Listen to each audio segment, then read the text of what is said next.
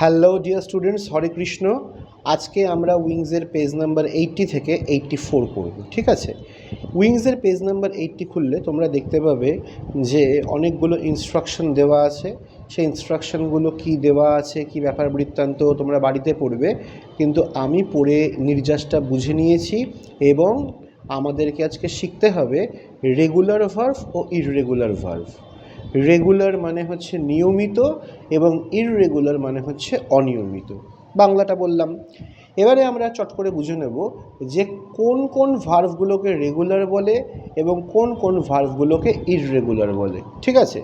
এবার ঘাবড়ানোর কোনো কারণ নেই, এটা যে কতটা ইজি তুমি ভাবতেও পারবে না।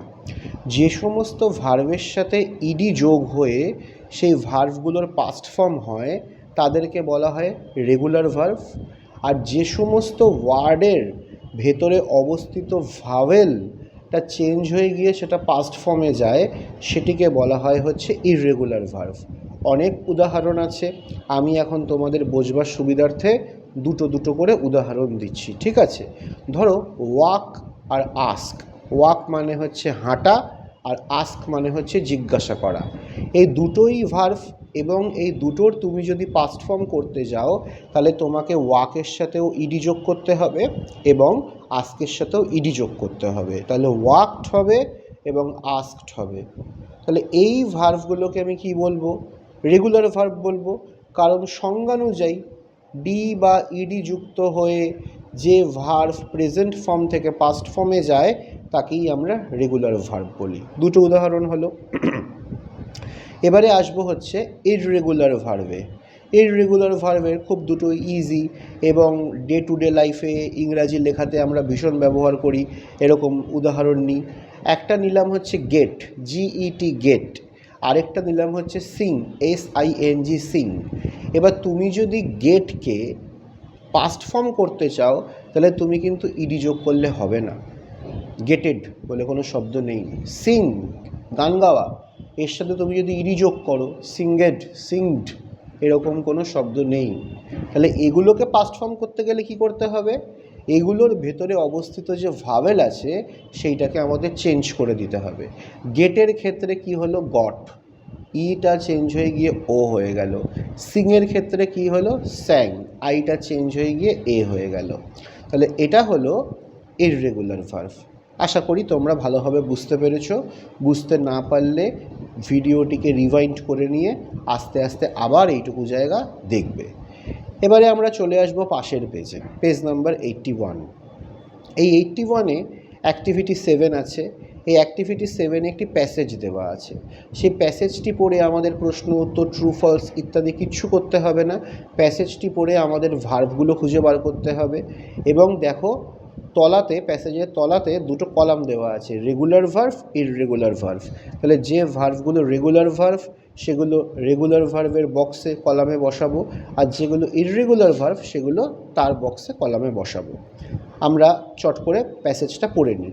Teesta is promoted two class 2 this year. She studied hard and scored good marks in all subjects. She got hearty support from her teachers. Her parents were also happy with her result. Her uncle gave her a storybook as a gift. আমি এখানে regular ভার্ভের মধ্যে পেয়েছি দুটো। Studied পেয়েছি, study তার সাথে ED যোগ হয়েছে স্টাডিড হয়েছে, এবং স্কোর তার সাথে ইডি যোগ হয়ে স্কোরড হয়েছে। এই দুটো আমি রেগুলার ভার্ভ পেয়েছি। আর ইররেগুলার ভার্ভ আমি পেয়েছি একটা, গিভ থেকে গেভ, আর আমি পাইনি। তোমরা যদি পড়ে পাও, পেতেই পারো, তাহলে আমাকে কিন্তু অবশ্যই জানাবে, কমেন্টে হোক বা হোয়াটসঅ্যাপে হোক বা ইউটিউবের কমেন্ট বক্সে এসে হোক। তাহলে আমরা নতুন কিছু শিখবো আর জানবো। অ্যাক্টিভিটি 7 হয়ে গেল। এইবারে অ্যাক্টিভিটি 7-এর নিচের দিকে দেখো ওয়ার্ডট্রোফ দেওয়া আছে। এই ওয়ার্ডট্রোফটাতে প্রায় মোটামুটি 14-15টার মতো শব্দ আছে। এই 14-15টা শব্দ থেকে আমি 7টার মতো শব্দ বলছি, সেগুলো তোমরা বিশেষভাবে আন্ডারলাইন করে নাও, মার্ক করে নাও। স্কুল খুললে এগুলোর ওপর ক্লাস টেস্টে ভোকাবুলারি টেস্ট হবে, 15 নম্বর থেকে 20 নম্বরের হবে। তার জন্য এখন থেকেই রেডি হয়ে থাকা ভালো। তো যে শব্দগুলো ক্লাস টেস্টের জন্য ইম্পর্টেন্ট সেগুলো বলছি, মার্ক করে নাও। শব্দ কিন্তু সবকটাই ইম্পর্টেন্ট, কিন্তু ক্লাস টেস্টের জন্য আমি কয়েকটি শব্দ বিশেষভাবে নির্বাচিত করেছি, সেগুলোকে তোমরা মার্ক করবে। সিগনিফিক্যান্ট একদম প্রথম শব্দটা মার্ক হবে। তারপরে অপোনেন্ট, অ্যাংশাস, স্টান্ড, মার্মার্ড, পাইল্ড, ভিক্টরি, এই কটা শব্দ তোমরা দাগিয়ে নেবে। ঠিক আছে, এইখানে আর আমরা যখন বাড়িতে শব্দগুলি একা পড়ব, অবশ্যই পড়ব, নাহলে আমাদের ভোকাবুলারি কী করে ভালো হবে। তা কীভাবে পড়ব? প্রথমে দেখো শব্দটা পড়ব, তারপরে সিলেবল ডিভিশন, শব্দটার উচ্চারণটা পড়ব। যেরকম অপোনেন্ট, অপোনেন্ট, সিলেবল ডিভিশনটা হলো। তারপর একটা ইউজেজ দিয়ে দিয়েছে।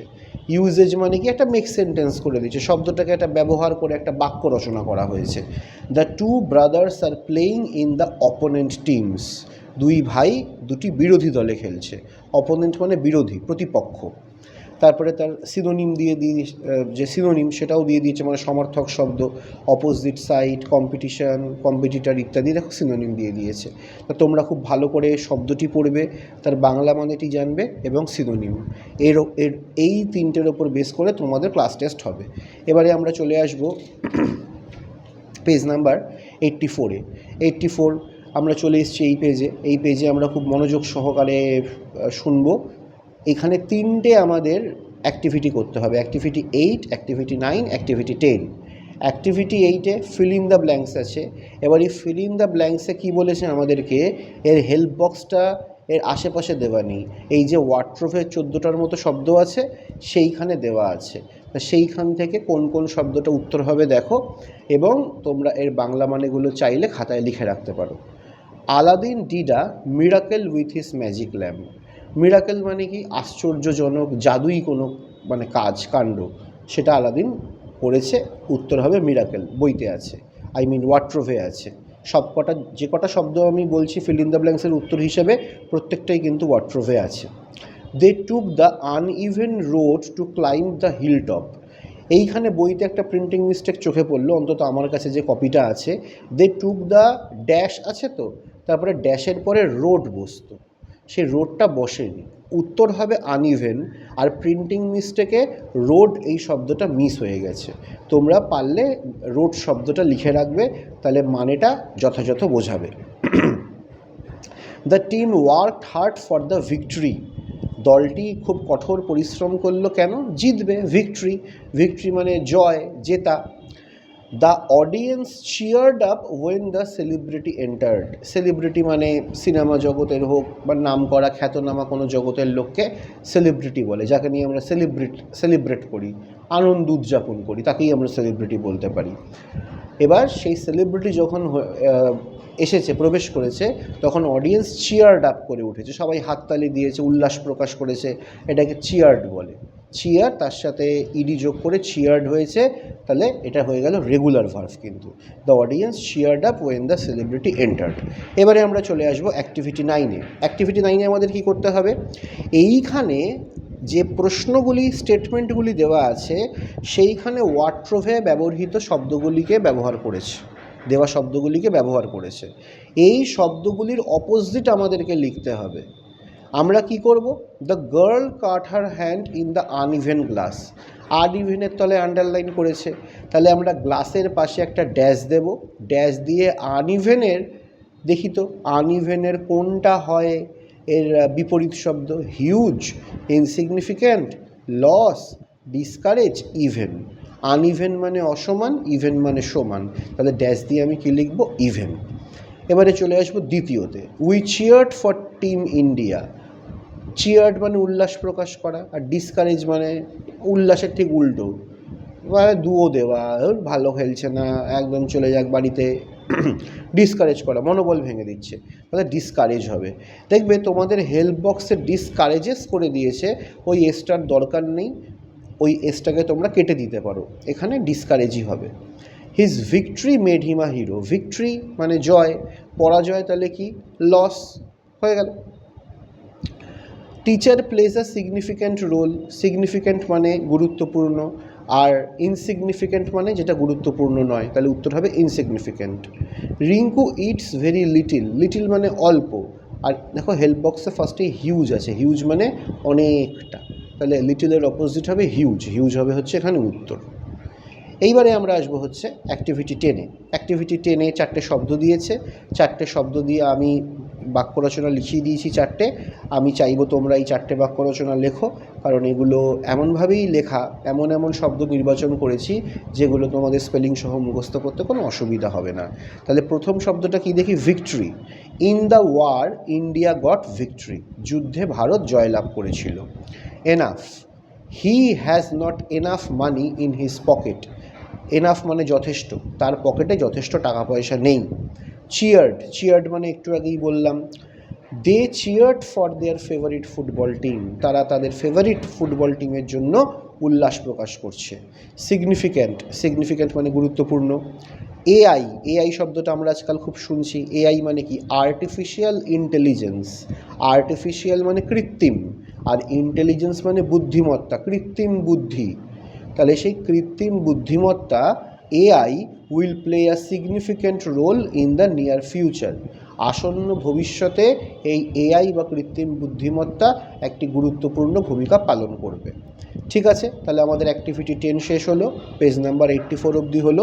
আমরা পরের দিন পেজ নাম্বার 85 থেকে শুরু করব। তোমরা ভালো করে এগুলিকে করবে। খুব শিগগিরই দেখা হবে পরের ভিডিওতে। 2 তারিখে আমাদের স্কুল খুলছে, এখনও পাওয়া অবধি খবর অনুযায়ী বলতে পারি এটা। তাহলে আজকে থাকলাম এই অবধি। হরে কৃষ্ণা।